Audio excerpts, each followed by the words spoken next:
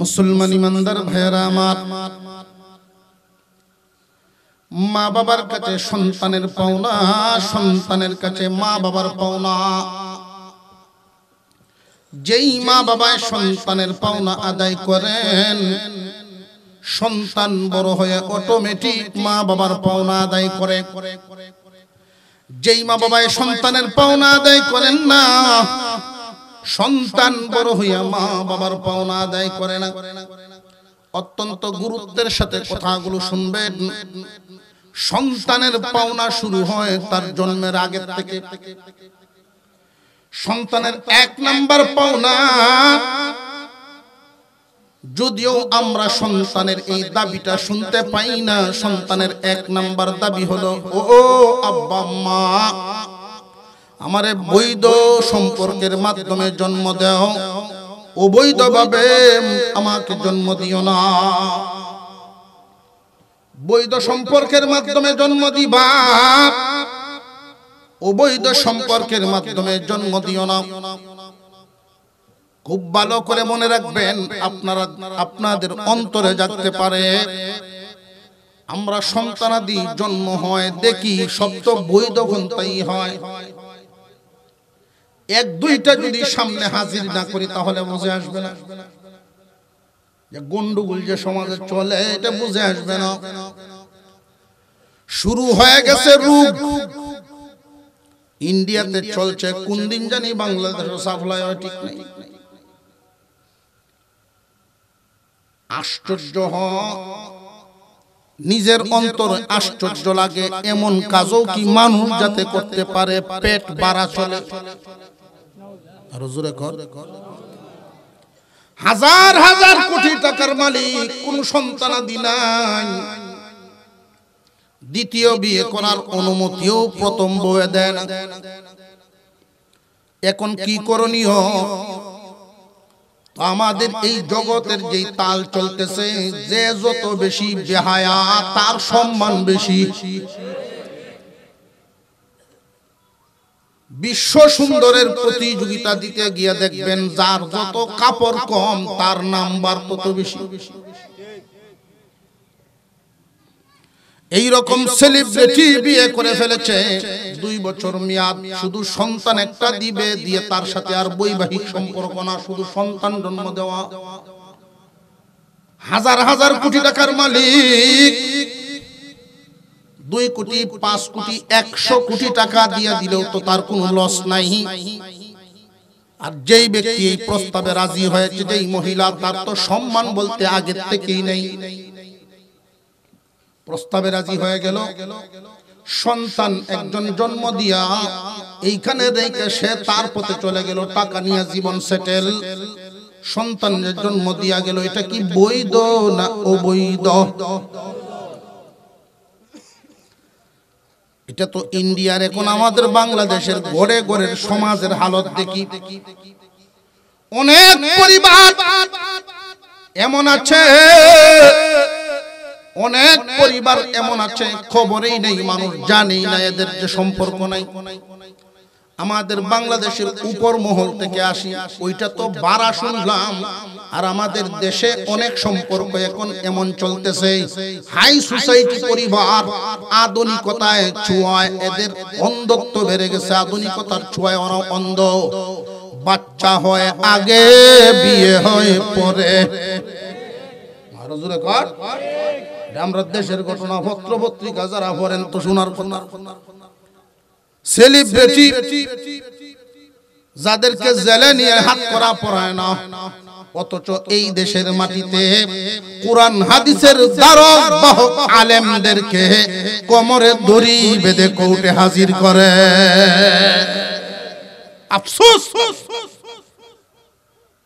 Celebrity বিয়ে হয় পরে, বাচ্চা হয় আগেই। বাচ্চা কি বৈধ না অবৈধ? যার সন্তান বৈবাহিক সম্পর্ক নাই, বৈধতা নাই, সন্তানের এক নাম্বার দাবি, আব্বা আম্মা আমাকে বৈধ সম্পর্কের মাধ্যমে জন্ম দিবা, অবৈধভাবে জন্ম দিও না। সমাজের যেই অবস্থাটা, অনেক পরিবার এমন আছে সমাজের মানুষ জানে স্বামী স্ত্রী, কিন্তু ভিতরে গন্ডগোল। কেমন গন্ডগোল? দুইজনের ভিতরে তালাক সংগঠিত হয়েছে, অনেকেই জানে না। দামা চাপা দিয়ে স্বামী স্ত্রী সংসার করতেছে, এদের সম্পর্ক কি রইল না শেষ? এই অবস্থায় সন্তান যদি জন্ম দেয়, এই সন্তানটা কি বৈধ না অবৈধ? এমন সন্তানই যখন বড় হয়, এমন সন্তানরাই, অবৈধ সন্তানরাই ভবিষ্যতে কি করে, এদের খাসলত কি হয় জানেননি? খাসলত হয়, এদের খাসলত হইল মুসলমানের ঘরে জন্ম নিল ঠিক, কিন্তু ইসলামের বিরুদ্ধে অবস্থান নিবে। জন্ম নিবে মুসলমানের ঘরে, অবস্থান নিবে মুসলমানদের বিরুদ্ধে, ইসলামের বিরুদ্ধে। আলেম উলামাদের সমালোচক, ইসলামের সমালোচনা করবে, আলেমদের সমালোচনা করবে, সুযোগ পাইলে ইসলামের ক্ষতি করবে। তার দুনিয়ার লোভ লালসার কারণে ইসলামের বিরুদ্ধে অবস্থান নিতে তার দ্বিধাবোধ হবে না। বুঝবেন তার জন্মগত সমস্যা। এটা কিসের দলিল আপনি বললেন? আমাদের মাযহাবের ইমাম আবু হানিফা রাহিমাহুল্লাহি আলাইহি, ইমামে আযম বলেছেন যে কোন মানুষ যদি আলেম উলামাদের সমালোচনা করে, বুঝবা তার জন্মগত সমস্যা আছে। উনি বসায় কয়েকটা বাচ্চা খেলাধুলা করে, এখন এনে বল, সেই সময় তো আর বলের যুগ আছে না, জাম্বুরা দেও তো খেলছে, এমন সময় গেছে, জোরে গেছে না গেছে না, বাচ্চারা খেলে, তাদের যে খেলার বস্তুটা, খেলনা, এটা ইমামে আজমের সামনে শুনেছে। তো অন্যান্য বাচ্চারা ইতস্ত করতেছে, হুজুরের সামনে থেকে আনবো কি? এদের মধ্যে একটা ছিল এরকম তো ঘাউরটা। ইমামে আজম হইছে তো কি হইছে? ইমামে আজম হইছে তো কি হইছে? গিরগিরাকে নিয়ে আসছে, ইমামে আজম রাহমাতুল্লাহি আলাইহির নজরে পড়েছে। উনি বললেন খাদেমকে যে খবর নেও তো, খবর নেও, আমার তো সন্দেহ হচ্ছে তার জন্মে সমস্যা, তার জন্মে সমস্যা।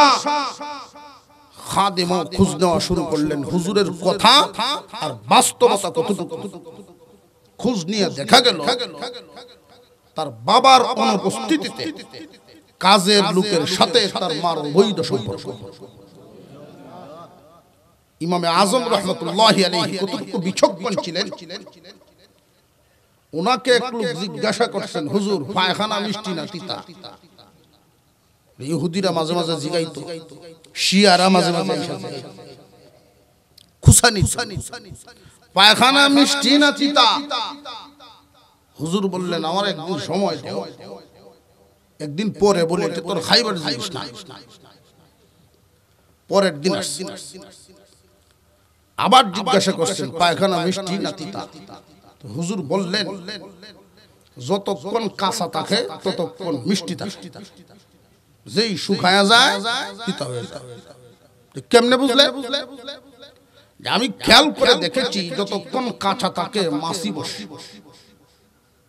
আর মাছি সুস্বাদু মিষ্টান্ন ছাড়া বসে না, যেই শুকায়া যায় মাছি বসে। সেই বিচক্ষণ লোকের জবানি কথা, যারা ইসলাম, কুরআন, আলেম উলামা, মুসলমানদের বিরুদ্ধে অবস্থান নেয়, যত বড় বংশী জন্ম নেও জানবা জন্মগত সমস্যা।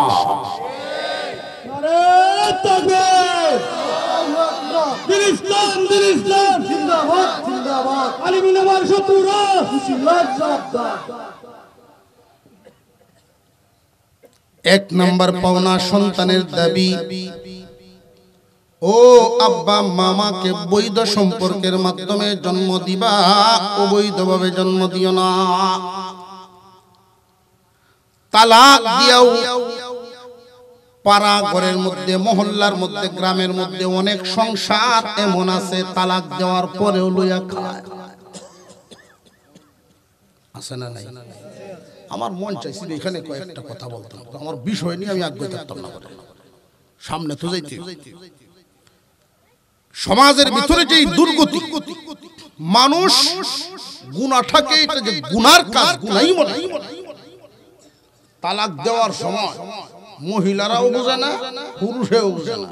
আল্লাহর রাসূল বলেন ইসলামে দুইটা বিষয় এমন আছে যে হালালটি আল্লাহর কাছে নিকৃষ্ট, অপছন্দ। ইসলামে দুইটা বিষয় এমন, ইসলামে হালাল কিন্তু আল্লাহর কাছে অপছন্দ। একটা হলো ভিক্ষা করা, আর একটা হলো তালাক দেওয়া। আল্লাহর রাসূল বলেন যে তালাক দিল, যারে দিল, আসমানের নিচে এর চেয়ে নিকৃষ্ট মানুষ আর কে হতে পারে? যে দিল তার দোষ বুঝলাম, আল্লাহর রাসূল যারে দিল তার কথা কেন বলেন? সেও দোষী। যত তালাক সংগঠিত হয় বেশিরভাগই নারীর কারণে। ঠিক আরো আস্তে বাড়িতে আপনারা কি ডরাইতেছেন যে হুজুর এটি তো বাড়িতে গেলে পরে উঠমু কেমনে? আমরা হাওড়েতে কাজ কাম করে আসলে পুরুষের মেজাজ নিত্য চড়া থাকে। সকালে জিগাইছে আল বাইতো যাইব, ওটা পানি ভাত আছে রে, না খাইয়াই গেছে। ৩-৪ ঘন্টা হাল বায়া যখন বাড়িতে আসতেছে, পেটের খিদে তো মন চাইতেছে, আউরই খাইলে তো মাটি খামাই। গাটা পর্যন্ত আইছে, এখানেও আয়া যে একটা যে আলের গরু বহন আছে এটা ছুটে গেছি। এখন মেজা যখন আরো কেমন হয়েছে, এটারে দৌড়ায় কতক্ষণ ফেডের বুক লুয়ে ধরছে, ধরে বাঁধছে। গাটা তাই জিগাইছে বাত হইছে, বাত চায়া চায়া উঠতেছে, উঠানো শুনে টিভি জব দে, ঘন্টা খানিক দেরি হইব।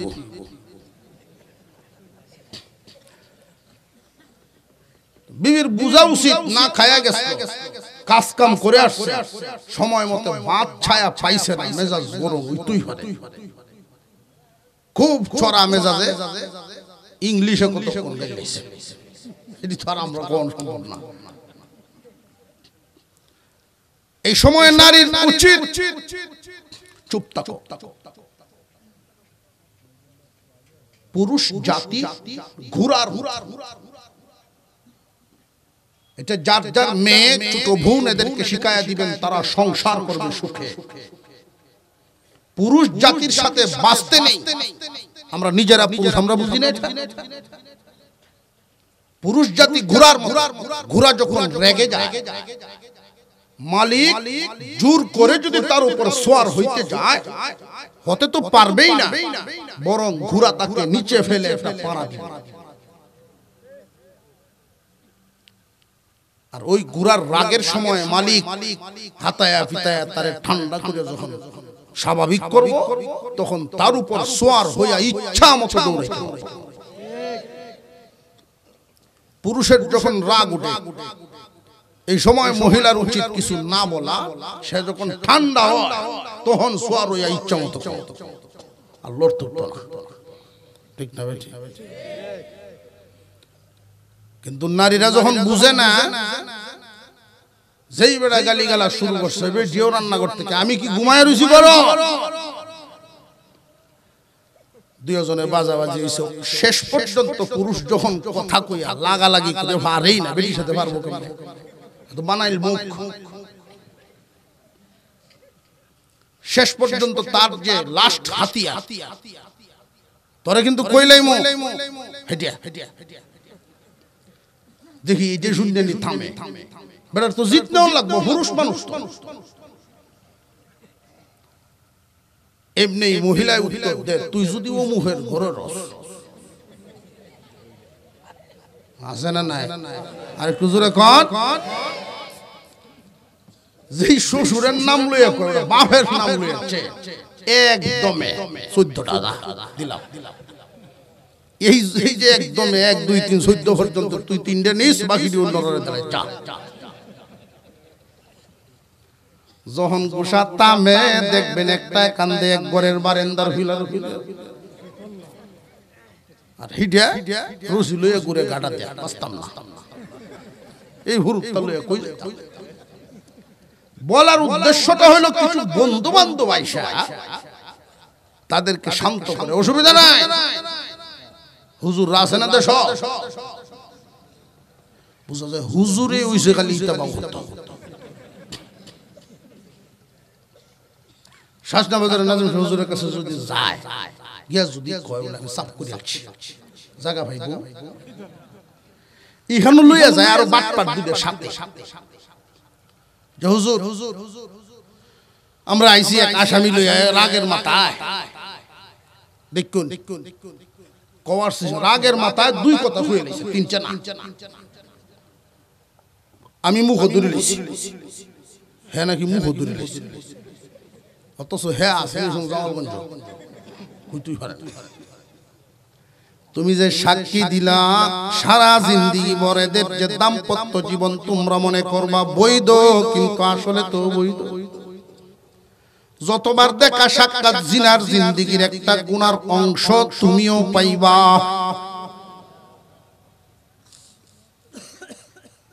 হুজুরে গিয়ে শোনাইছেন দুই কথা হুজুর তওবা তাসদির করে জিন্দেগিতে আর কিছু কইরো না একটা গিরো রইছে এখনো যাও সংসার করো তো তারা তো সার্টিফিকেট নাজম সাহেব হুজুর আমি তো আছি বাউ করে লইছি বাড়ি ঘরে মানুষ দুইজন চারজন পাঁচজন একসাথে বইয়া হুজুর রাও এখন আছে না না হুজুর রাও টেহা কয়টা ভাইয়া উঠানো সকলের সামনে কইলো কেমনে দিল হুজুর হুজুরের দোষ না মাঝখানের বাটপারের দোষ মাসালা যেমনে হুজুরের সামনে পেশ করা হয় এমনি তো উনি পেশ করবেন উত্তর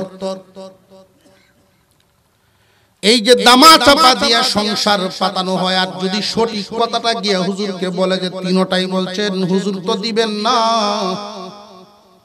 অবশেষে কয় বড় হুজুর না হইলে কি হুজুর কি আর দেশ নাই এমন এক হুজুরকে বাইর করছে কুচিয়া তাব্বাত ইয়াদা বেলাহাবে ওয়া তাব্বে মায়া গেনা এমনে বলে এমন এক হুজুরকে বাইর করছে রাতের 12টার সময় নিয়ে বড়ায় দিচ্ছে হেইডে ভাষ্য পাইছে তারও আর এই চিন্তা নাই যে জিন্দেগিতে তার অবস্থা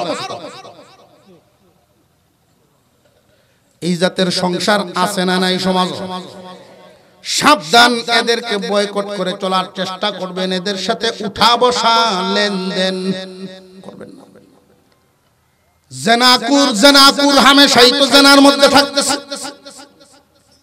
যেই মানুষ তার হাত ধরে তোমার মরণ হবে মরার সময় যে তোমার মাথার পাশে বসা এই মহিলাটার সাথে তোমার সম্পর্কটা কেমন তোমার তো জানা আছে বান্দা বুকে হাত দিয়ে চিন্তা ভাবনা করিয়া এরপরে সংসারটা করবা সন্তান জন্ম দিবা সবগুলো তো অবৈধ হবে সন্তানের এক নাম্বার পাওনা বৈধ সম্পর্কের মাধ্যমে জন্ম দিও অবৈধভাবে জন্ম দিও না দুই নাম্বার পাওনা আল্লাহর পয়গম্বর বলেন দুইজনে মিলে সন্তান জন্ম দিও তৃতীয় জন যেন শামিল না হয় এক সাহাবী প্রশ্ন করে ফেললেন ইয়া রাসূলুল্লাহ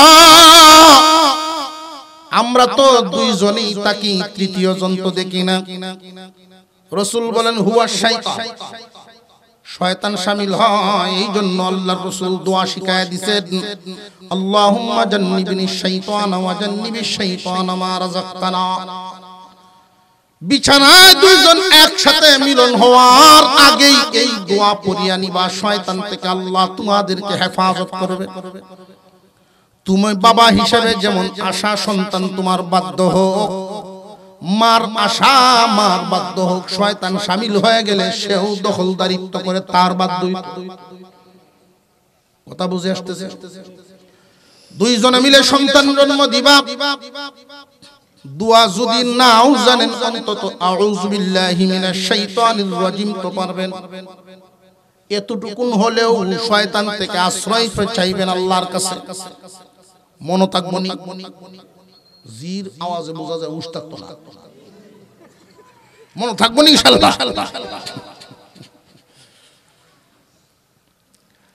সন্তান যখন মার গর্ভে চলে আসে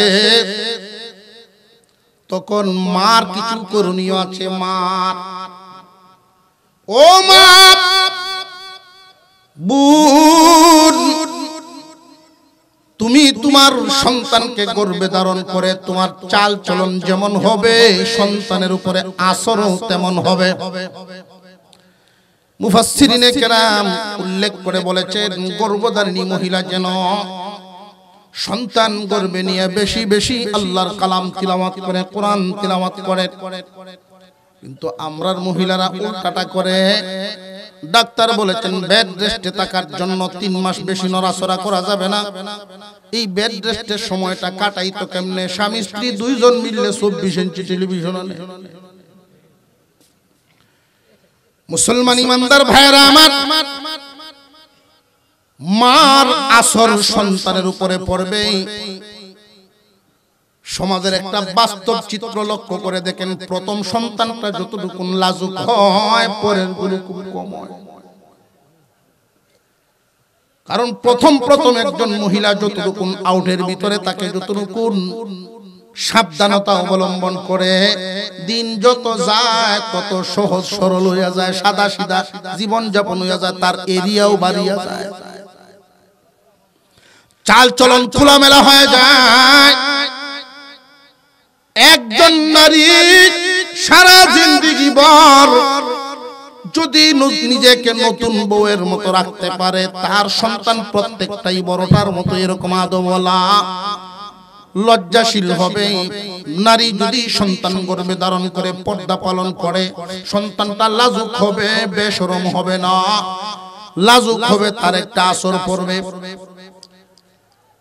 যেই সন্তান মার গর্ভে থাকাকালীন সময়ে তার মা বেপরদায় চলে, ওই সন্তানটা নির্লজ্জ হয়, বেহায়া হয়। মার করণীয় সন্তান গর্ভে ধারণ করে নিয়মতান্ত্রিক ভাবে চলা। সন্তান যেদিন জন্মগ্রহণ করবে খুব মনোযোগ মুখস্থ করে ফেলবেন এই কথাগুলো। 1 নাম্বার কি কথা বলছিলাম? বৈধ সম্পর্কের মাধ্যমে জন্ম দেওয়া, অবৈধভাবে যেন না দেয়। 2 নাম্বার কথা, 2 জনে মিলে যেন জন্ম দেয়। 3য় জন শয়তান যেন শামিল হতে না পারে, দোয়া পড়িয়া নেওয়া। মার গর্ভে যখন সন্তান আসবে, মার চালচলন যেন নিয়মতান্ত্রিক চালচলন হয়। সন্তান যেদিন জন্মগ্রহণ করবে, যেখানেই জন্ম নিক না কেন, বাড়িতে, হাসপাতালে, আত্মীয় বাড়িতে, যেখানেই জন্মগ্রহণ করুক না কেন, ছেলে হোক আর মেয়ে হোক, প্রাথমিক ময়লাটা সাফ করে কুলে উঠায় নিয়ে ডান কানে আজান, বাম কানে ইকামত দেওয়া। সন্তানের পাওনা তার গার্জেনের কাছে, যেই গার্জেন আদায় করে না, সন্তান বড় হইয়া মা বাবার পাওনা আদায় করে। যেই মা বাবা সন্তানের পাওনা আদায় করে, সন্তান বড় হইয়া অটোমেটিক মা বাবার পাওনা আদায় করে। সন্তানের ডান কানে আজান, বাম কানে ইকামত জুরে জুরে দিতে হবে এমন না, সন্তানকে শোনায়া দেওয়া। আল্লামা আশরাফ আলী থানভী রাহমাতুল্লাহি আলাইহি উনার একটা ছোট কিতাব কসদুস সাবিল নামক একটা কিতাবের মধ্যে উনি লিখেছেন, এই আজানটার কোনো নামাজ নাই, জানাজার নামাজের কোনো আজান নাই। এই আজানটা দিয়া প্রত্যেকটা বান্দা বান্দিকে বোঝানো হয় আজান ইকামত হয়ে গেছে, শুধু জামাত রেডি। আজান ইকামত হয়ে গেছে, তোমার জামাত রেডি। হিসাব নিকাশ করে দুনিয়াতে জীবন যাপন করবা, আল্লাহকে বড় মেনে রসুলের তরিকা মতে, আল্লাহকে বড় মেনে রসুলের তরিকা মতো জীবন যাপন করবা। 2 নম্বর লাভ, এই আজান যখন বাচ্চার কানে আসে, এই আজানের আওয়াজের কারণে শয়তান তার দ্বারে কাছে এসে আক্রমণ করতে পারে না। হুজুর আকরাম সাল্লাল্লাহু আলাইহি ওয়াসাল্লাম জিজ্ঞাসা করেন, রে সাহাবীরা, শিশু সন্তান ভূমিষ্ঠ হওয়ার পরে কেন চিৎকার দিয়ে কান্দে তোমরা জানো নি? আল্লাহ এবং আল্লাহর রাসূলই তো ভালো জানেন। আল্লাহর রাসূল উত্তর দিলেন, শয়তানের আক্রমণ হওয়ার কারণে চিৎকার শুরু করে দেয়, তোমরা আযান দিয়ে দাও, শয়তান আক্রমণ করে তারে আত্মার দলে নিতে পারবে না। এক নাম্বার, জন্মের পরেই পাওনাটা, ডান কানে আযান, বাম কানে ইকামত। ছেলে হোক আর মেয়ে হোক, যেখানেই হোক না কেন, এই আযানটা যেন ভুল না হয়। আমাদের সমাজে একটা ভুল প্রথা চালু, সেটা হলো শুধু ছেলে হইলে দেয়, মেয়ে হইলে দেয় না। ঠিক না বেটি? আমি হিফজ কানাত করি, তো সাতের গরু ছেলে হইছে, বেটা দৌড়ে বাড়ির সামনে গিয়ে বড়ুর গাছও জাকি দেয়। তখন আমি ছোট, এরপরে প্রশ্ন যাচ্ছে আমার, এই বেটা এই কাম করলো। আমি জিজ্ঞাসি, চাচা আপনি যে বড়ুর গাছও জাকি দিলেন? আমি তো এটা নিয়ম নীতি জানি না, মুরব্বীরা কইয়া দিছে আর আমি বই কাম করছি। কোন মুরব্বী, সাতের গরু আব্দুল জব্বার নামে একজন দাদা, উনার কথা বলছে। আমি তাই উত্তর দিছে, আমরা মুরব্বীর কাছ থেকে আমরা ওই কথাই শুনছি। মুরব্বী দলিল হলো মুরব্বীর দলিল। আবার উত্তর দিছেন যে ছেলের বাপে জাকিতে জয়টা বড়ই ফেলবো, আরো ওই ভূতের বাপে।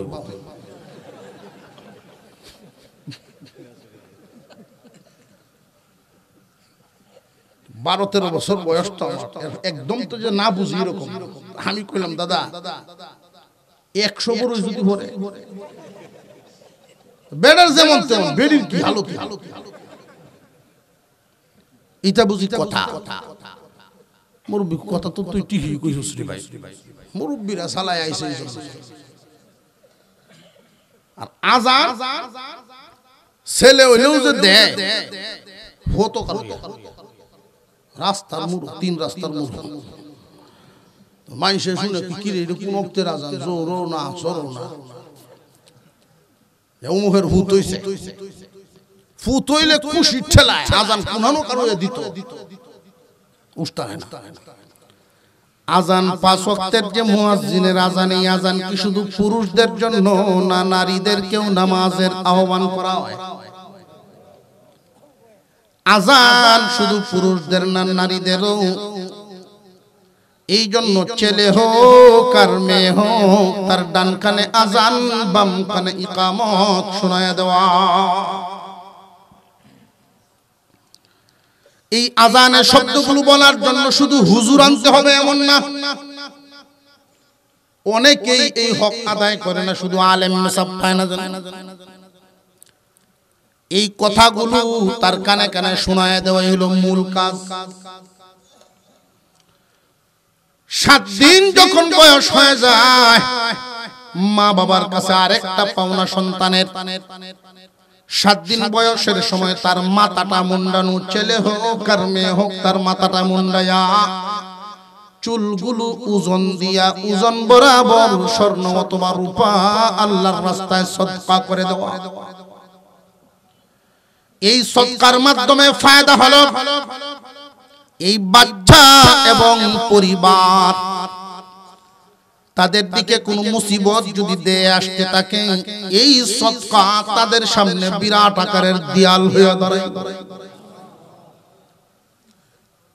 মা বাবার কাছে সন্তানের পাওনাগুলো 7 দিন বয়সের সময়, ছেলে হোক আর মেয়ে হোক, 7 দিনের সময় চুল মুন্ডায়, চুলগুলো শুকায়া ওজন দিবেন। আবার ভিজা দিলে তো 250 গ্রাম, শুকায়া ওজন দিবেন স্বর্ণ অথবা রূপা, যার যার তৌফিক অনুযায়ী। এই সুন্নত আদায় করতে গেলে হয়তো রূপা যদি দেন 150 থেকে 200 টাকা হতে পারে সর্বোচ্চ। যার সামর্থ্য আছে স্বর্ণ দিয়া দিবেন, এই সদকায় অনেক লাভ।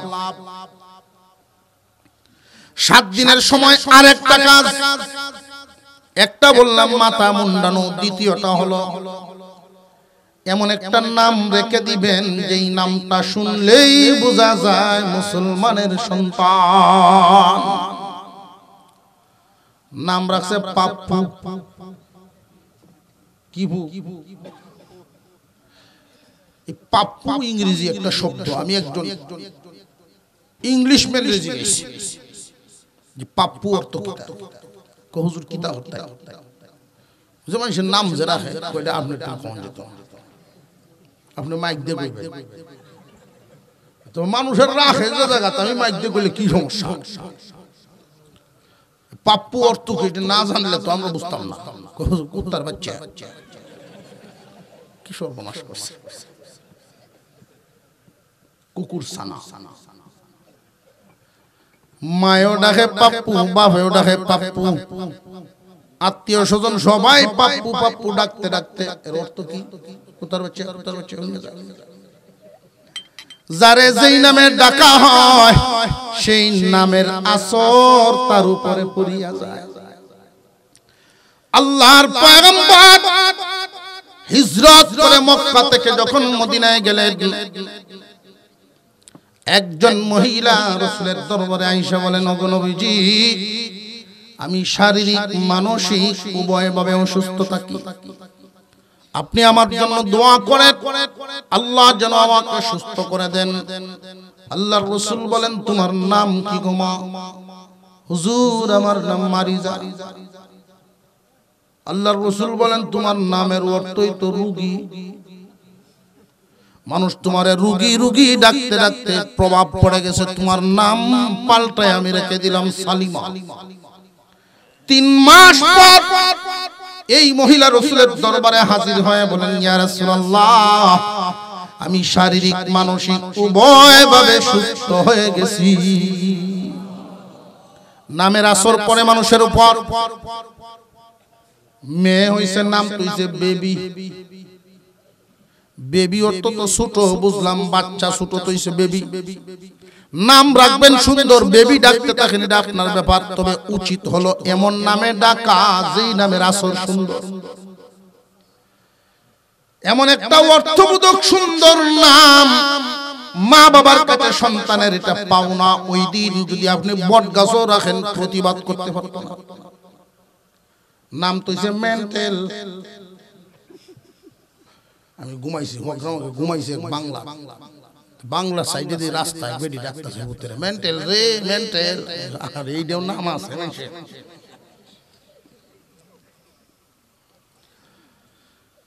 সুন্দর করে নামটা রাখবেন যেমন দায়িত্ব মা বাবা কথাটা মনে রাখবেন সুন্দর নাম রাখা যেমন দায়িত্ব সারা জীবন সুন্দর করে এই নামটা ডাকাও দায়িত্ব বাবার নাম রাখছে আব্দুর রশিদ সুন্দর নাম কিন্তু আব্দুর রশিদ পুরা কোনোদিনও ডাকছে না রাশিদ বেশি গুছা উঠলে রাশিদ দিয়া এর হরে না হনে ও রাশিয়া ফুতাইনের শুনতে শুনতে অভ্যাস হয়েছে বাপের মুখের সন্তানের নাম সুন্দরভাবে রাখা যেমন জরুরি সারা জীবন সুন্দর করে ডাকাও তেমন জরুরি সন্তানকে কোনোদিন তুই তুকার শব্দ উচ্চারণ করবেন না সন্তানকে কোনোদিন তুচ্ছ তাচ্ছিল্য শব্দ দিয়ে আহ্বান করবেন না সন্তানকে তুমি বলে ডাকবেন মা বাবা যদি তুমি বলে সম্বোধন করে সারা জীবন এই সন্তান সহজে বেয়াদব হবে না হাকিম লোকমান উনার ছেলেকে বলেছিলেন ইয়া বুনাই কেন নাম ছিল না কি ছেলের হে আমার কলিজার টুকরা সন্তান সন্তানকে নসিহত করার আগে তার মন তো তৈরি করতে হবে নইলে গ্রহণ করব কেমনে সন্তানকে যদি তুমি বলে সম্বোধন করেন আদো বলা হবে কোনো কারণে যদি আপনি তুই বলেন তাকে এই তুই বলাটা বেতের শাসনের চেয়েও কঠিন মনে হবে তুই বলাটা বেতের শাসনের চেয়েও কঠিন লাগে সন্তানের নাম দেওয়া 7 দিনের সময় ছেলে হোক আর মেয়ে হোক এমন একটা নাম দিবেন যেই নামটা শুনলেই সহজেই বোঝা যায় মুসলমানের সন্তান 7 দিনের সময় আরো একটা কাজ আকিকা করা, ছেলের 2 নাম, মেয়ের 1 নাম। যখন যারা করবেন স্থানীয় আলেমদের সাথে পরামর্শ করে নেবেন কুরবানির মতো। যদি 7 দিনের সময় পারেন না, যে কোনো বেজুর দিনে করাটা উত্তম। যেই দিন জন্মগ্রহণ করছে বাচ্চাটা, এই বারটা তো মনে আছে, এর আগের বার যেই দিন জন্ম নেয়, এর আগের বার যেই বারে জন্ম নিল, এর আগের বারটা তার জন্য সারা জীবনে বেজুর থাকবে। যেই বারে সন্তান জন্ম নেয়, বৃহস্পতিবারে সন্তান জন্ম নিল, তার জন্য 7 দিন পূর্ণ হয় বুধবারে। সারা জিন্দেগি ভর এই বুধবারেই তার জন্য বেজুর। যখনই আকিকা করবেন বুধবার থেকে করাটাই উত্তম। ছেলের জন্য 2 নাম, মেয়ের জন্য 1 নাম। অনেকেই মনে করে আকিকার মাংস, আকিকার গোশতটা মা বাবাই খেতে পারেন, এটা ভুল। বাচ্চা তো ছোট হইলে বাচ্চাও খাইতো, ধনী গরিব সবাই খাইবো, মা বাবাই খাইবো, এটা একটা সিন্নির মতো। সিন্নি শুধু মাজারও হয়নি, বরকতি খানা, আকিকার গোশত কুরবানির মতো। বাচ্চা আস্তে আস্তে বড় হবে, বাচ্চার পাওনায় কিন্তু চলতেছে মা বাবার কাছে সন্তানের পাওনা। এগুলো সমাজে আজকে এগুলোর দিকে খেয়ালই নাই। মুসলমানের সন্তান জন্মগ্রহণ করে, কোন ধর্মের বাচ্চাটা, এটার কোনো আয়োজনই নাই। বরং পশ্চিমা কিছু সংস্কৃতি, ভারতীয় সংস্কৃতি আমাদেরকে গিলে কাটছে। সন্তান যখন আস্তে আস্তে কথা বলা শিখবে, সর্বপ্রথম কোন কথাটা বাচ্চার মুখে উঠায় দিবেন খেয়াল রাখবেন। মা বাবার দায়িত্ব এটা। আল্লাহর পয়গম্বর হাদিসের মধ্যে বলেন, যার জীবনের প্রথম কথাটা আল্লাহ, যার জীবনের শেষ কথাটা আল্লাহ,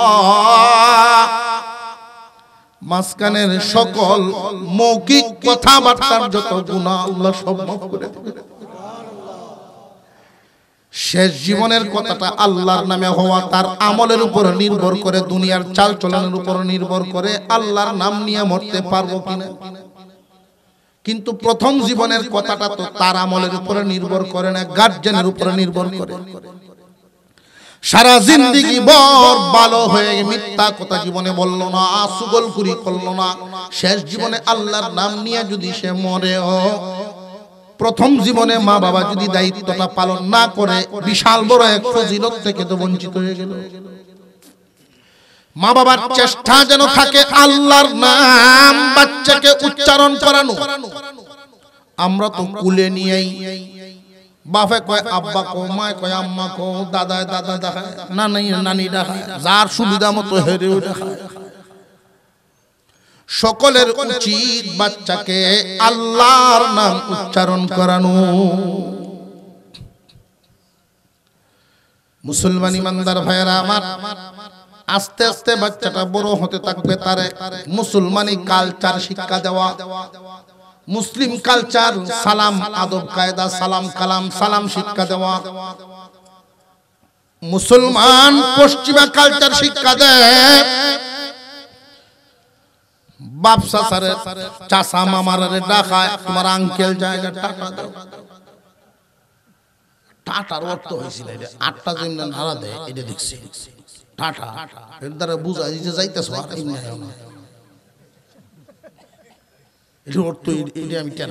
আর কিছু।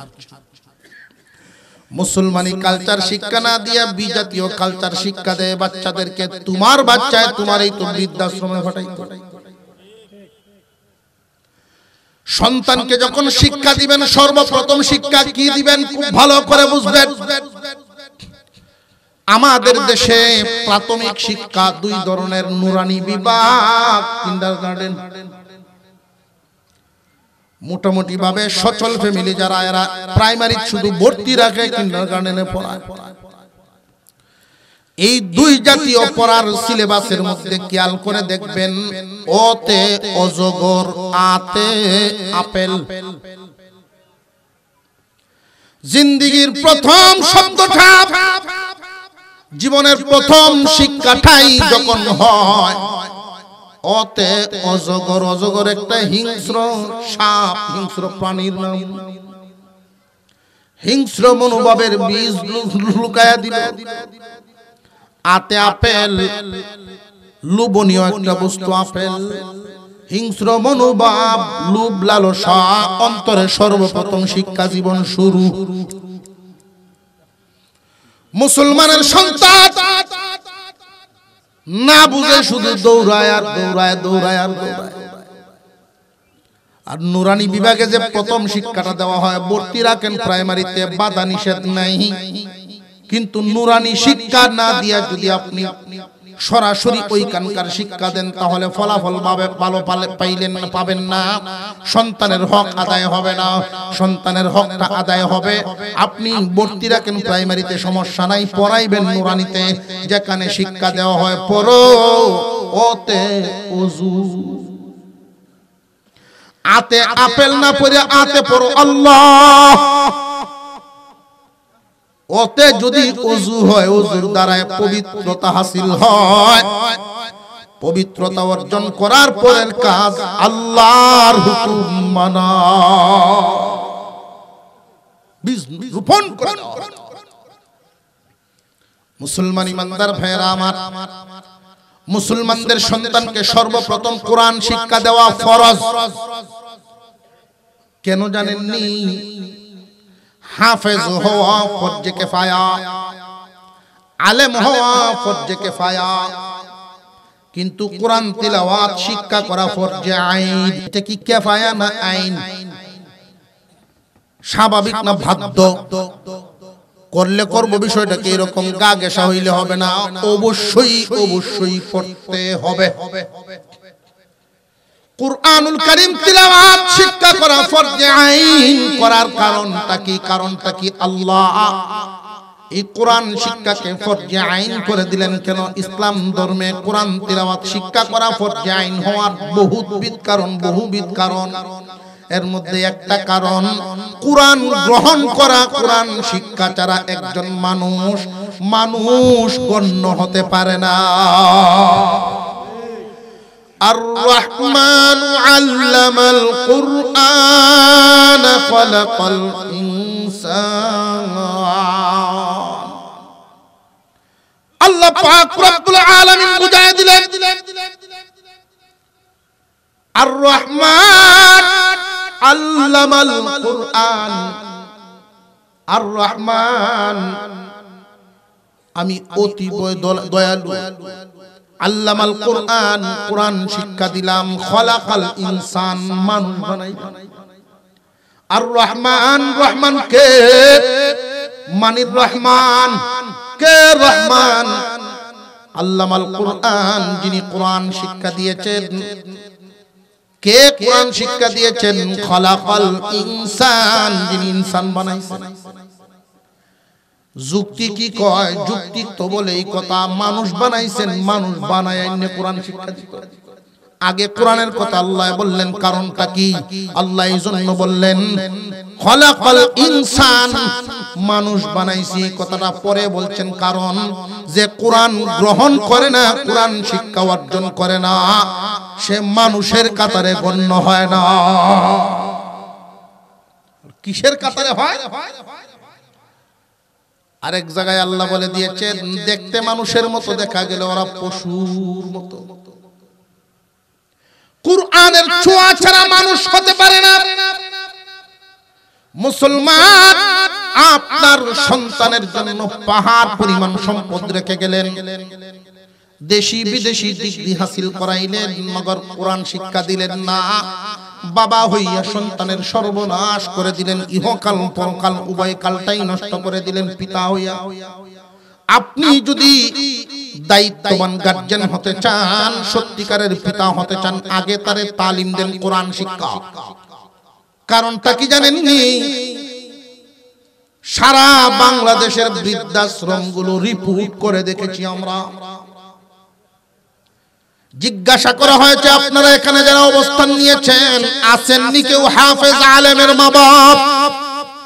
না, কেউ হাত তুলে নাই বৃদ্ধাশ্রমে। হাফেজ আলেমের কোনো মা বাপ সেখানে যায় না। শেষ পর্যন্ত জিজ্ঞাসা করতে করতে এই কথাও প্রশ্ন করা হয়েছে, এমন কি কেউ আসেননি গো বাড়ি সারিয়া যে আজকে বৃদ্ধাশ্রমে আপনারা থাকেন, সন্তানরা এখানে পাঠায়া দিল, আপনাদের দেখভাল করে না? কেউ কি এমন আছেন যে ছোটবেলায় বাচ্চাটারে সর্বপ্রথম আল্লাহর কালাম সহি ভাবে শিক্ষা দিয়েছিলেন? এমন কি কেউ আছেন? কেউ হাত উঠায় নাই। তখন বৃদ্ধাশ্রমে আশ্রয় হয় তাদের যাদের চিন্তা চেতনা চাল চলন পশ্চিমাদের।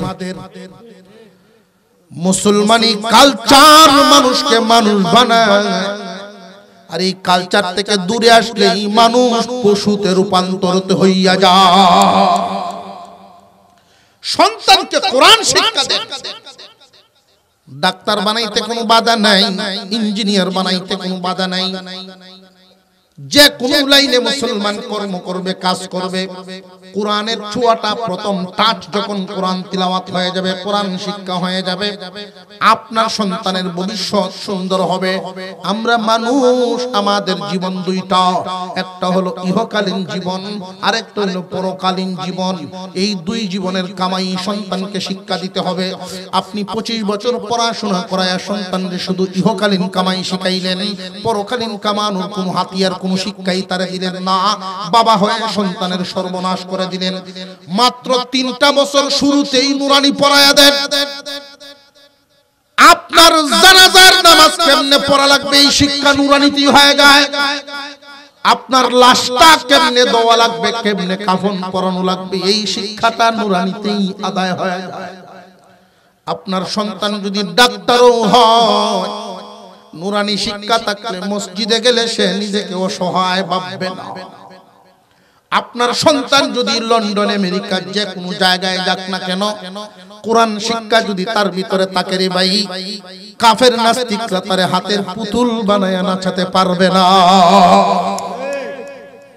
কুরআনুল কারীম আল্লাহর পক্ষ থেকে এমন এক পরশপাথরের মতো দৌলত, যেই দৌলতে কম দামা বস্তুকে দামি বানায়া দেয়, মাটির মানুষকে সোনার মানুষ বানায়া দেয়। 100 টাকা গজের কাপড়টা কোরআনের গায়ে লাগার কারণে তার ইজ্জত কত বাড়ে। 10 লাখ টাকা দিয়েও যদি কোনো মহিলা শাড়ি কিনে ব্যবহার করলে পায়ে লাগে, কোনোদিন চুমাও দিবে না, মুখেও লাগাবে না, সালাম করবে না। আর 100 টাকা গজের কাপড়ের একটা টুকরা দিয়ে যখন গিলাফ বানানো হয়, কুরআনুল কারীমের গিলাফ, কোরআনের গায়ের জামা, এটা হাত থেকে পড়ে গেলেও মুখে চুমা দেয়। এক টুকরা কাঠ দিয়ে রিহাল বানানো হয়, কোরআনের চেয়ার, কোরআনের আসন। এই রিহালের ইজ্জত কত বাড়ে। সোফার উপরে যদি মুসলমানের সন্তান লাখ টাকার সোফার উপরে পেশাব পায়খানা করলো, করেও দুঃখ নাই। তো মুসলমান নিজে তো করবেই না, কোন সন্তানেও যদি রিহালে পা লাগায়া দেয়, সাথে সাথে সালাম করা, বুকে লাগানো, ইজ্জত দেওয়া শুরু করে। কেন? কোরআনের গায়ে লাগায়। তোমার সন্তানকে কম দামা বানায়ো না, নাতিকে কম দামা বানায়ো না। ছেলে হোক মেয়ে হোক, আগে সহি শুদ্ধ কোরআনের তালিম শিখবে, এরপরে জীবন যাপন শুরু হবে। আর নইলে মানুষ হবে না। মুসলমান ইমানদার ভাইরা আমার, সন্তানের পাওনা এইভাবে আদায় করে করে যখন বালেগ হওয়া পর্যন্ত আপনি উঠাইতে পারবেন, কোরআন শিক্ষা, পরিপূর্ণ তালিম শিক্ষা, আদব কায়দা দিয়ে মুসলমানি শিখায়া দিলেন, এই সন্তান বড় হইয়া মা বাবার অবাধ্য হওয়ার কথা না, অবাধ্য হবে না। আমরা যারা তাদের হক আদায় করি না, ওই সমস্ত সন্তানরাই মা বাবার অবাধ্য হয়ে যায়। আরেকটা দিক, যাদের আব্বা আম্মা দুনিয়াতে জিন্দা আছেন, ওই দিকের একটু আলোচনা করি। সন্তানের কাছে মা বাবার কি ভাবনা আছে? এতক্ষণ তো আলোচনা করলাম সন্তানের ভাবনা, এখন মা বাবার ভাবনার উপরে 2-4-5 মিনিট বলে ফেলি। আজান আর 5 মিনিট আছে। আমরা 11টায় দিলে তো আর এটা মামন যেত না, অন্য দিকে তো নামাজ। মা বাবা সন্তানের কাছে কি পায়? আল্লাহ পাক রব্বুল আলামিনের কোরআনের এক আয়াত আমি তিলাওয়াত করেছি খুব বার। আল্লাহ বলেন ওয়াবিল ওয়ালিদাইনি ইহসানা। রে দুনিয়ার মানুষ, তোমরা তোমাদের মা বাবার প্রতি ইহসানপূর্ণ আচরণ করো। এই ইহসানপূর্ণ আচরণটা কোন মা বাবাই কিন্তু সন্তানকে ইহসান করার আশায় লালন পালন করে না। কুরআনুল কারীমের যত জায়গায় আল্লাহর পাওনার কথা আলোচনা করেছেন মহান মাওলাই কারীম, পাশাপাশি মা বাবার পাওনার কথা বলেছেন। মা বাবার পাওনা আদায় করো, আল্লাহর পাওনা আদায়ের পরে মা বাপের পাওনা আদায় করো। মা বাবার পাওনা আদায়ের কথা মহান আল্লাহ পাক রব্বুল আলামিন মহান আল্লাহর সাথে প্রায় জায়গার মধ্যে উল্লেখ করার কারণ কি? মুফাসসিরিনে কেরাম বলেন আল্লাহ যেইভাবে বান্দাকে নিঃস্বার্থ দান করেন, নিঃস্বার্থ দয়া করেন বান্দার উপর, আল্লাহ যে আমরারে খাওয়ান পালেন আল্লাহর স্বার্থে না নিঃস্বার্থ? আল্লাহ যদি স্বার্থে লালন পালন করতেন কোন কাফিরকে এক ফোঁটা পানি দিতেন না। নিঃস্বার্থ দেন আল্লাহ যেইভাবে দুনিয়াবাসীকে নিঃস্বার্থ খাওয়ান পালেন, মা বাবাও তার সন্তানকে নিঃস্বার্থ লালন পালন করে। যদি স্বার্থে লালন পালন করত আতুর লুলা ল্যাংরা কানা এই জাতের মানুষ কেউ লালন পালন করত না। সন্তানকে নিঃস্বার্থ লালন পালন করে মা বাবা কোনদিন ইহসানের আশায় কামাই খাওয়ার আশায় পালে না। আল্লাহ পাক রব্বুল আলামিন এরপরেও যুবকদের উপরে ফরজ করে দিয়েছেন তোমরা তোমাদের মা বাবার উপরে ইহসানপূর্ণ আচরণ করো। প্রশ্ন জাগে কখন ইহসান মা বাবার উপরে করব কখন? মহান আল্লাহ উল্লেখ করে দিলেন কুরআনুল কারীমের ভিতরে ইম্মা ইয়াবলুগান্না ইনদাকাল কিবারা আহাদুহুমা আও কিলাহুমা। রে দুনিয়ার মানুষ, তোমরা তোমাদের মা বাবার প্রতি ইহসান করো যখন তারা বার্ধক্যে পৌঁছে যায়। তারা যখন বার্ধক্যে পৌঁছে যাবে তুমি যদি তাদের উভয়কে অথবা যে কোনো একজনকে তোমার জীবদ্দশায় পাও, তাদের বার্ধক্য হালত যদি তোমার জীবদ্দশায় পাও, তাদের খেদমত করো, তাদের হক আদায় করো, ইহসানপূর্ণ আচরণ করো, দয়ার আচরণ, তাদের প্রতি তোমার দয়ার আচরণ করো। কেমনে? তারা তোমার উপরে করছে যেমনে, অর্থাৎ সর্বোপরি তোমার খেয়াল রাখতে হবে মা বাবার অন্তর কেমনে খুশি থাকে। সন্তানের জন্য মা বাবা হলো জগতের সবচেয়ে বড় বুজুর্গ পীর। মা বাবার চাইতে বড় কোনো পীর সন্তানের জন্য কেউ নাই। মা বাবার জন্য সবচাইতে প্রিয় সন্তান, আর সন্তানের জন্য সবচাইতে বড় পীর বুজুর্গ হইল মা বাবা। আমরা তো মনে করি দোয়ার জন্য বিভিন্ন জায়গায় গিয়ে তালাশ করি, তোমার দোয়ার সিন্ধুক তো এটা গড়ে, গড়ের সিন্ধুকে তালা লাগায়া তামাম দুনিয়া ঘুরলে কোনো লাভ নাই।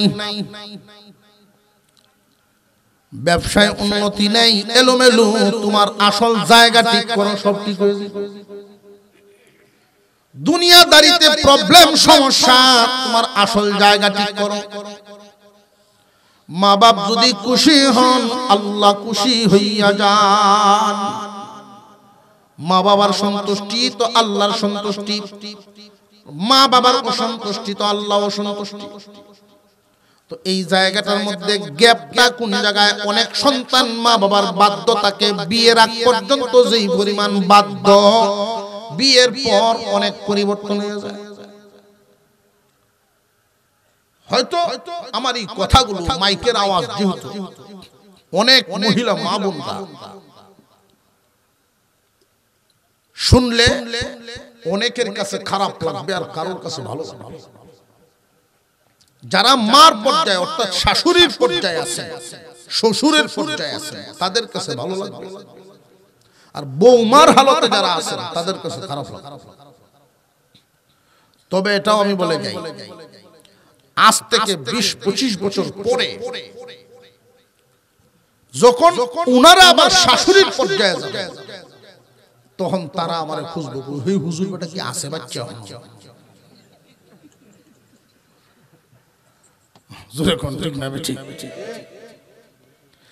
আজকে তুমি বৌমা, আগামী দিন তুমি শাশুড়ি, তুমি যেমন করবা এমন ভাই।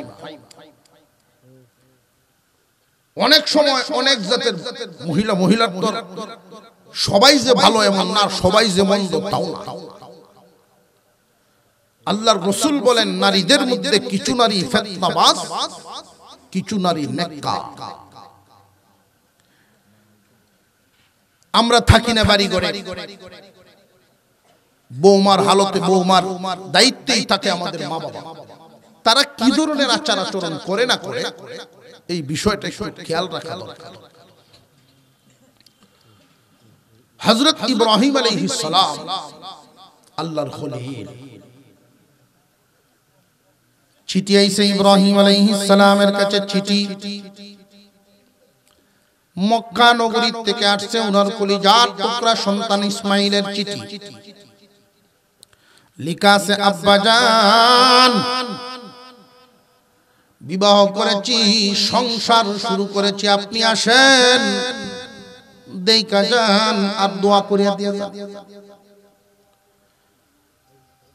উনিও তো আল্লাহর একজন পয়গম্বর ইসমাঈল আলাইহিস সালাম, বাবার দোয়ার দরকার বুঝার। উনি এত বড় যোগ্য সন্তান হওয়ার পরেও বাবার কাছে দোয়া চান।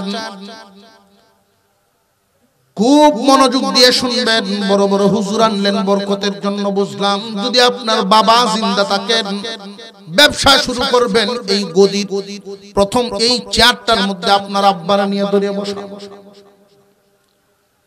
আদব কায়দায় আচার আচরণে মা বাবার মন খুশি হইয়া যায়। মা বাবার সামনে যত পারেন আদব দেখান, কলিজার ভিতর থেকে দোয়া আসবে। মা বাপ এটাই চায় আমার সন্তান আদবওয়ালা হোক। সন্তান যখন মা বাবার সামনে কোনো ধমক মানে মা বাবার কলিজায় আঘাত লাগে।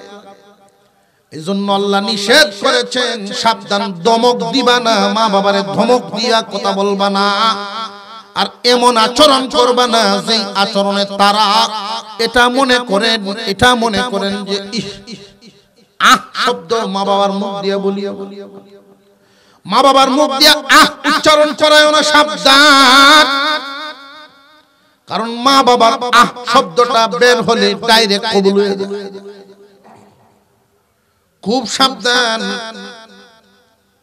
দুইটা ব্যাখ্যা, মা বাবারে আহ শব্দ বলায়ও না, আর তুমিও মা বাবারে খেদমত করতে করতে কোনোদিন বিরক্তির সুরে এই কথা বলিও না, আহ আর কত কথা।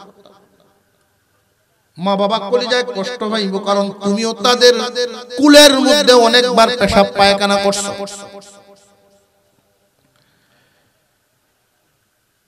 ইব্রাহিম আলাইহিস সালাম চিঠি পায়া পেরেশান হয়ে গেছেন, কতক্ষণে মক্কায় যাবে। কারণ এই ফুত পরীক্ষিত ফুত, এই ফুত কি ফুত? পরীক্ষিত ফুত। ফাবাশশারনাহু বিগুলামিন আলীম, সহনশীল সন্তান। কেমন সহনশীল? পরীক্ষা হয়ে গেছে তখনই ছুরি চালানোর সময়। ইতিহাস তো জানেনই। ইসমাঈল আলাইহিস সালামের বাড়িতে গেলেন, বৌমা দেখবেন, দোয়া করবেন। কত দূর? 1600 মাইল দূর। সিরিয়া থেকে মক্কায় আসছেন 1600 মাইল, 1 মাসের পর। তখন তো আর মোবাইলের কোনো যোগাযোগ না। বাড়ির সামনে এসে ডাক দিয়েছেন, ইসমাঈল বাড়ি। ইসমাঈল আলাইহিস সালাম এদিন বাড়িতে নাই।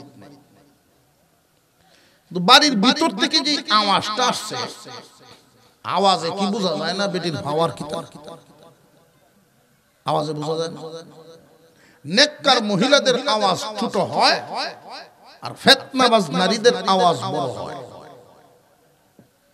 গলা মোটা করতেছি না, আওয়াজটাই উঁচু জোরে জোরে তিনবারই হিন্দি শোনা যায়।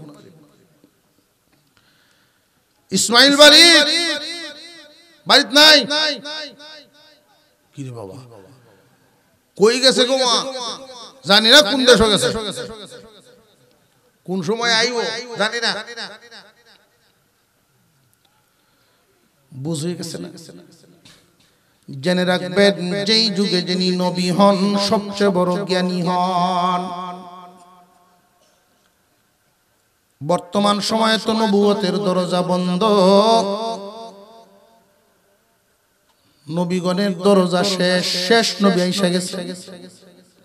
এখন হলো ওয়ারাসাতুল আম্বিয়া, নবীগণের ওয়ারিস উলামায়ে কেরাম, যিনি আলেম হন, সমাজের জ্ঞানী হন, যিনি কুরআন হাদিসের আলেম, বিজ্ঞ আলেম, সমাজের সবচেয়ে জ্ঞানী লোক। ইব্রাহিম আলাইহিস সালাম তো বুঝার বাকি নাই, বুঝ হইসা গেছে। ও মা, তোমরা কেমন আছো এই কথাটা আমার একটু বলো, যে আমরার হালত খুব একটা ভালো না। আরো বুঝ হয়ে গেছে, উনি বলে গেলেন ইসমাইল যখন বাড়িতে আসবে তুমি একটা খবর কইও মা। ইসমাইল বাড়িতে আসলে কইয়া দিও সিরিয়ার একজন মুরব্বী আসছিলেন, বসেন নাই, চলে গেছেন। যাওয়ার সময় বলে গেছেন দরজার সাথে চৌকাঠ ফিটিং হয় নাই, চৌকাঠ যেন বদলায় ফেলে, দরজার সাথে ফিটিং হয় নাই। এই খবরটা শুধু কইও। উনি চলে গেছেন। পরের দিন ইসমাইল আলাইহিস সালাম আসছেন, গেইটে আইসা দাঁড়াইতেই নাকে গ্রান পাইছেন, আব্বা জান আইসা গেছে। কারণ আমরার না আর তারার না বেশ কম আছে না নাই? আমার আব্বা আইসা গেছে, বুঝে ফেলেছি। গিয়া দেখি আব্বা জান রইলেন নাকি চলে গেছেন। উঠানে গিয়ে গ্রাম লাগে না, বুঝে ফেলেছেন আমার আব্বা ঘরে ঢুকেন। যেই মাত্র ঘরে ঢুকলেন বিবি বলা শুরু করে দিয়েছেন সিরিয়ার একজন মুরব্বী আসছিলেন। বিবি রে, সিরিয়ার আমার বাবা ছাড়া কোনো দরদি নেই। আমার আব্বা জানি আসছিলেন, যে উনি তো ঘরের ভিতরে আসলেন না, চলে গেছেন সেখান থেকেই। তবে যাওয়ার সময় বলে গেছেন ঘরের দরজার সাথে চৌকাঠ ফিটিং হয় নাই, পরিবর্তন করার জন্য বলছে। ইসমাইল আলাইহিস সালাম বলেন বিবি রে, তোরে নিয়ে আর সংসার করা আমার সম্ভব না। কেন? আপনি না আমারে মহব্বত করেন অনেক, আমি না আপনার প্রিয়? তুমি আমার প্রিয় ঠিক, আমার বাবাও আমার প্রিয়। তোমার প্রিয় আর বাবার প্রিয়টার মধ্যে বেশ কম আছে। যুবক, কথাটা মনে রাখবেন আপনারা। বাবাও প্রিয়, বিবিও প্রিয়, তবে বিবি বদলাইলে বিবি পাওয়া যায়, বাবা বদলানোর সুরত না। আমরা গলে যাই, গলে যাই। যদি কোনো বিবি হুমকি দেয় তোমার মা বাবা লইয়া থাকবা না আমার লইয়া থাকবা, এই হুমকি 80% যুবক ফুটে গেছে। কিতা হরতাম বাচ্চা কাচ্চা হয়ে গেছি, মুক্ত হয়ে গেছি। এক দুইজন যদি শক্ত ভূমিকা নেয়, তুই তোর ভদ্র।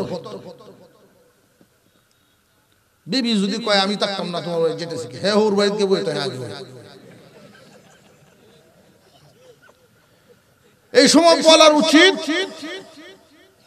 যখন কয় আমি তোমার বাড়ি থাকতাম না, ব্যাগ সেক বাউস একটা হুরুম তুরুম দেখায়, এই সময় তুমি খাও যে আচ্ছা ব্যাগটা রেডি করো, আমি একটা অটো সিএনজি আনতাছি। তেই দেখবে বোঝানি বন্ধ হবে। আর জীবনে কথা বলতে সময় মতো যদি চিকিৎসা না দিতে পারেন, জায়গা মতো ঠকে গেলেন, সারা জীবন চোখের পানি জড়াবেন, এর কেশারত দিতে হবে।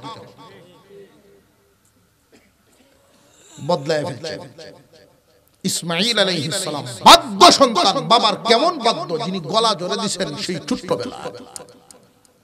বদলায় ফেলছে। আবার চিঠি লিখছেন, আব্বা চৌকাঠ বদলায় ফেলছি। এই চিঠি পায় একটা কান্না দিলেন, আল্লাহ কেমন সন্তান দিলা গো, হুকুম করতে দেরি পালন করতে দেরি করেন। কলিজার ভিতরে দোয়া আসে। উনি আবার আসছেন, ওই দিনও ইসমাইল বাড়িতে নাই। গেটের সামন থেকে ডাক দেওয়ার সাথে সাথেই ভিতরে আসার অনুমতি। ভিতরে আসেন, উনি ঢুকলেন ভিতরে, সালাম কালাম খেয়ে খেদমত সব হয়ে গেল। বুঝে ফেলেছেন বউবালা। বউয়ের আচরণে আল্লাহর খলিল খুব খুশি হয়ে গেলেন। জিজ্ঞাসা করছেন, মাগো ইসমাইল কই? যে উনি তো বাড়িতে নাই, তবে যেখানে গিয়েছেন দিনই জরুরতেই গেছে। উনি খামাকা ঘোরাফেরার কোন লোক নন, প্রয়োজনেই গেছে। কখন আসবেন তা তো আমি জানি না, তবে ওনার প্রয়োজন যখন শেষ হবে তখন অবশ্যই বাড়িতে চলে আসবে। কেমন আছো তোমরা? আমাদের হালতের উপরে আলহামদুলিল্লাহ, শুকরিয়া, আল্লাহ অনেক ভালো রাখছেন আমাদের। নেককার বিবি সবরি হয়, বদকার বেসবরি হয়। যাওয়ার সময় ইব্রাহিম আলাইহিস সালাম বলেন, মাগো আমার ইসমাইল আইলে তুমি কইও দরজা আর চৌকাঠ ফিটিং হয়ে গেছে। এমন চৌকাঠ যদি গড়ে তাকে দরজার সৌন্দর্য বাড়ে। ইসমাইল আইলে কইও। উনি চলে গেছেন। পরের দিন ইসমাইল আলাইহিস সালাম আসছেন। গেট উঠান সব জায়গায় ঘ্রাণ পাওয়া যাইতেছে। রে বিবি, আমার আব্বা আসছিলেন বলে ঘরে বসছেন, খেদমত করলাম। তুমি কেমনে বুঝলা উনি যে আমার আব্বা? উনি যখন গেটের বাহির থেকে ডাক দিছেন ইসমাইল, তখনই আমি বুঝে ফেলেছি আপনজন ছাড়া এইভাবে নাম ধরে কেউ ডাক দেয় না। মা বাবার ডাকের সাথে দুনিয়ার কারো ডাক মিলবে না। এই ডাকটাই অন্যরকম। এই মানুষগুলো হারায় গেলে বুঝবেন এই ডাক শোনা বন্ধ হয়ে গেছে। ওনার খেদমত করে উনি খুশি হয়ে বিদায় হয়েছেন। তবে যাওয়ার সময় বলেছেন চৌকাটার দরজা নাকি ফিটিং হয়ে গেছে, সুন্দর লাগে। রে বিবি, তোমার আচরণে আমার আব্বা খুশি। বলেছেন এমন বিবি যদি করে থাকেন আল্লাহর রহমত নাজিল হয়। এমন বিবি যেই ঘরে হয় আল্লাহর রহমত নাজিল হয়। মহান আল্লাহ আমাদেরকে সহি বুঝার তৌফিক দেন। যাদের আব্বা আম্মা ঘরে আছে, মাঝে মাঝে একান্তে সময় দিবেন, তাদের মনের কথাটা আপনি শুনবেন। যদি বিবির ব্যাপারে কোনো আপত্তি, কোনো কথা তাদের ভিতরে থাকে, আপনি শুনবেন। তারা খুশি হয় এমন ব্যবস্থা করবেন। মা বাপরেও খুশি করে দুনিয়া থেকে বিদায় দিলে আপনার দুনিয়া আখিরাত অন্ধকার।